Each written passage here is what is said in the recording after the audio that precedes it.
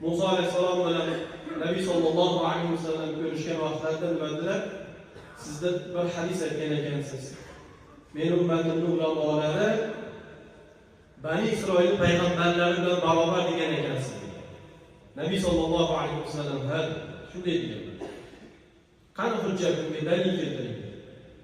Alloh taolo izn berdi, Imom G'azzoliyni ro'paro qilindi shu kunda.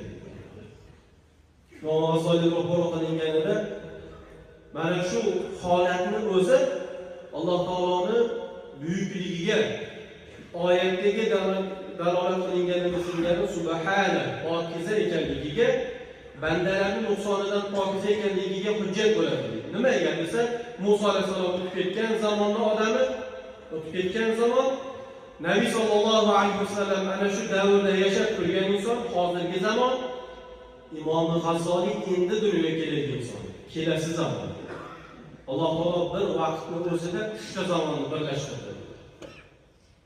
Insonning aql tarozi o'lchamaydi. Alloh xohlasa bu narsa bo'ladi.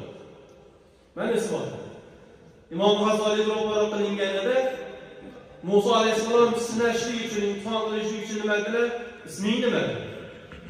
Isming nima deganlarida Imom G'azzoliy aytdilarki, ana Muhammad ibn fulan fulan, men ismim Muhammad, otamning ismi falonchi, otasining ismi falonchi deb ismini tanishtirib ketdi.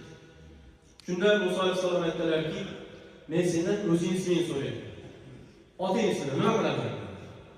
Sendan oting ismini so'ramadim men.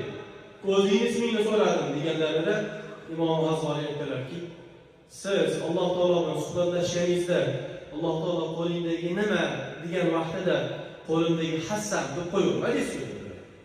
Siz aytdingizki, qo'limdagi bu hassa, qo'ylarim uzoqqa ketib qolsam deb qaytarib olaman. Kun isib ketadigan bo'lsa soyabon qilib olaman. Yomg'ir yog'adigan bo'lsa uni mana bunday soyabon qilib foydalanaman deb sifatlarini gapirdingiz-ku. Aslida Alloh taolo sizni tilingizga chiqayotganini yo'q, qalbingizda biladigan zot edi. Sizni o'zingizni savolga javob beradigan shaklingizda men ham shunday javob berdim dedilar. Otamlarni ham sanadim, qo'shib sanadim, shuning uchun sanadim deganlarida aytdilarki, Rasululloh sallallohu alayhi vasallam bo'layotgan ekansiz.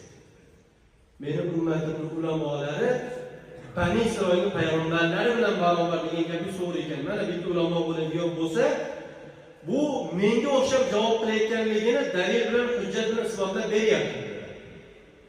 Ana shu kundan boshlab Imom G'azzoliyga nisbatan ulamolar hujjatul islom dedi.